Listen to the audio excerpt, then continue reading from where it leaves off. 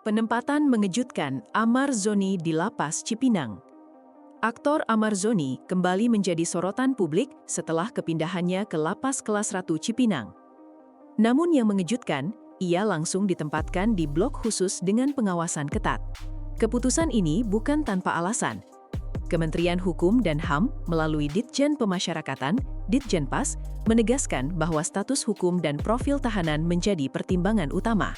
Rika Aprianti, Kabag Humas Ditjenpas, membenarkan bahwa Amar saat ini tidak bebas berbaur seperti narapidana lainnya.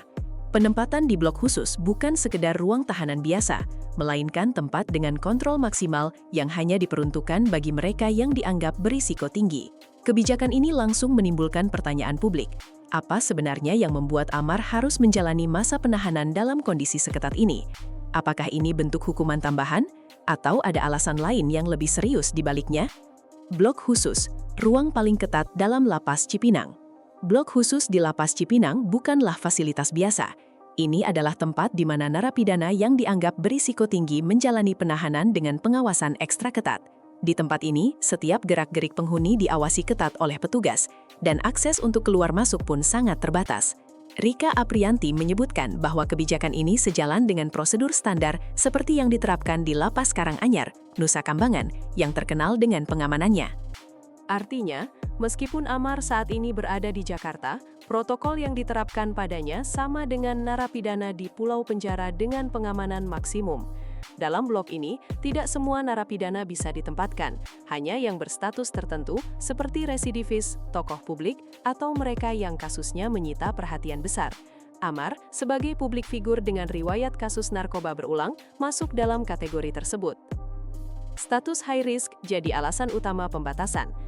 Penempatan Amar Zoni di blok khusus bukan karena isu pribadi, tetapi murni berdasarkan penilaian risiko. Rika Aprianti menyebut status high risk sebagai alasan utama.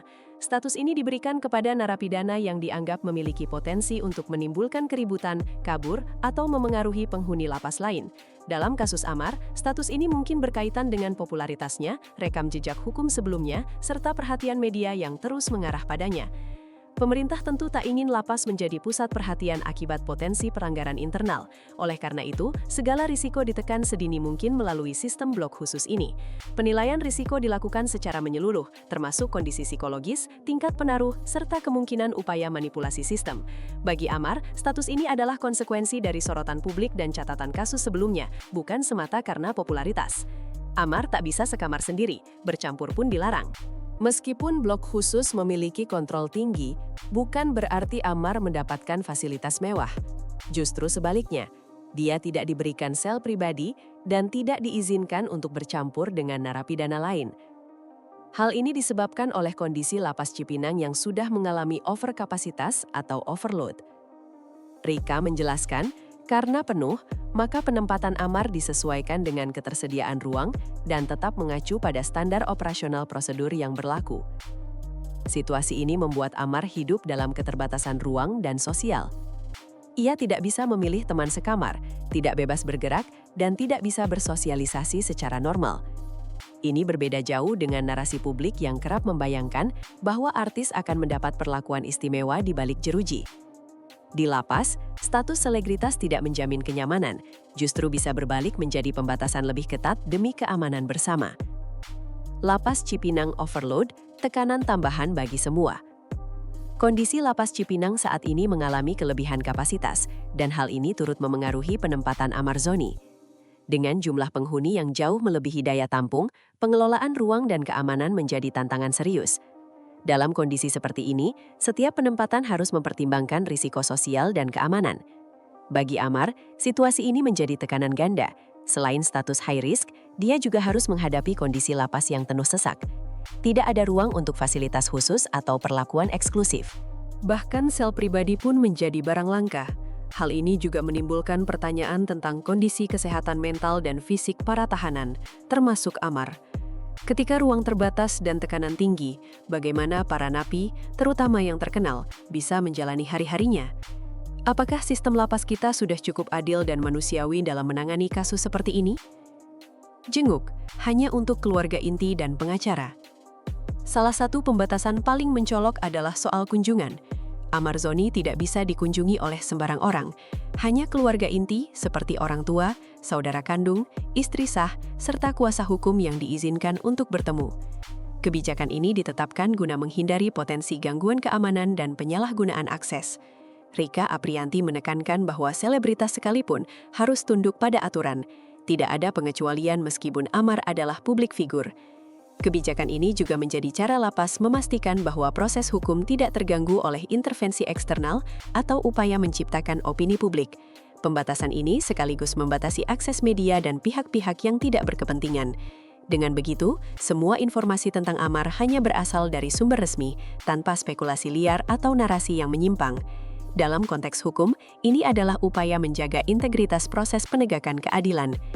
Proses hukum belum usai, Cipinang hanya titipan sementara. Perlu diketahui bahwa penempatan Amar Zoni di Lapas Cipinang bersifat sementara. Ia berstatus sebagai tahanan titipan pengadilan, menunggu proses persidangan yang masih berjalan. Setelah putusan dijatuhkan dan status hukum final ditetapkan, Amar rencananya akan dikembalikan ke Lapas Karanganyar. Ini adalah protokol standar untuk kasus seperti ini. Dengan kata lain, Cipinang bukan tempat akhir bagi Amar, melainkan hanya ruang tunggu yang dijaga ketat. Selama proses berlangsung, segala kebijakan penahanan disesuaikan dengan kondisi Cipinang, termasuk blok khusus dan pembatasan lainnya. Hal ini membantah anggapan bahwa Amar sudah menjalani vonis permanen. Statusnya belum ingkrah, dan masa depannya masih bergantung pada keputusan pengadilan. Meski demikian, penempatan di blok khusus sejak awal mengindikasikan bahwa pihak berwenang sangat berhati-hati dalam menangani kasus ini. Perlakuan setara, tidak ada keistimewaan bagi selebritas. Satu hal yang ditekankan oleh Ditjenpas adalah prinsip perlakuan setara. Meskipun Amar Zoni adalah publik figur, ia tidak menerima perlakuan berbeda dari narapidana lain yang berstatus serupa. Semua standar operasional prosedur tetap diterapkan dengan ketat.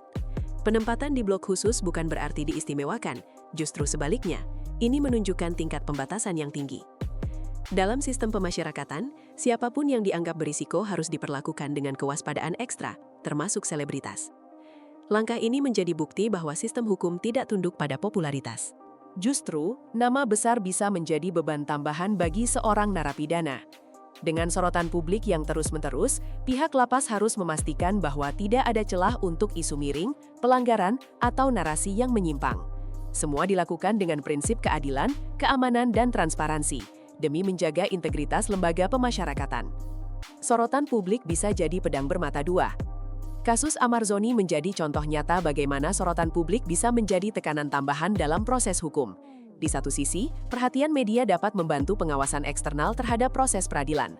Namun di sisi lain, hal ini juga bisa menimbulkan persepsi dan spekulasi yang tidak selalu benar. Popularitas Amar tidak memberikan keuntungan apapun di balik jeruji. Justru setiap langkahnya kini diawasi lebih ketat karena ekspektasi dan tekanan publik. Sorotan ini juga menjadi beban mental yang tidak ringan bagi tahanan, terlebih bagi figur publik yang terbiasa dengan panggung hiburan. Transisi dari gemerlap dunia selebriti ke kehidupan dalam blok khusus tentu bukan hal mudah. Ini membuka diskusi lebih luas soal perlakuan terhadap narapidana publik figur. Apakah mereka diperlakukan terlalu keras atau justru terlalu lunak? Realitanya, sistem terus berupaya menyeimbangkan persepsi dan prosedur. Akankah karir dan hidup Amar bisa pulih setelah ini? Dengan penahanan yang semakin ketat dan pembatasan maksimal, masa depan Amar Zoni sebagai figur publik tampak semakin suram. Pertanyaannya kini bukan hanya tentang berapa lama ia akan ditahan, tetapi apakah ia masih bisa kembali ke dunia hiburan? Publik sudah menyaksikan berulang kali bagaimana kasus hukum bisa menjadi akhir dari karir gemilang. Di sisi lain, tak sedikit pula yang berhasil bangkit setelah menjalani proses hukum. Untuk Amar, tantangannya kini adalah membuktikan bahwa ia mampu berubah dan kembali dipercaya. Namun proses itu tidak mudah. Perjalanan panjang masih harus dilalui. Dan yang lebih penting, akankah publik siap memaafkan? Atau justru ini adalah awal dari babak baru yang jauh lebih sulit? Yang jelas, kasus ini akan terus menjadi sorotan sampai titik akhir benar-benar ditentukan oleh hukum.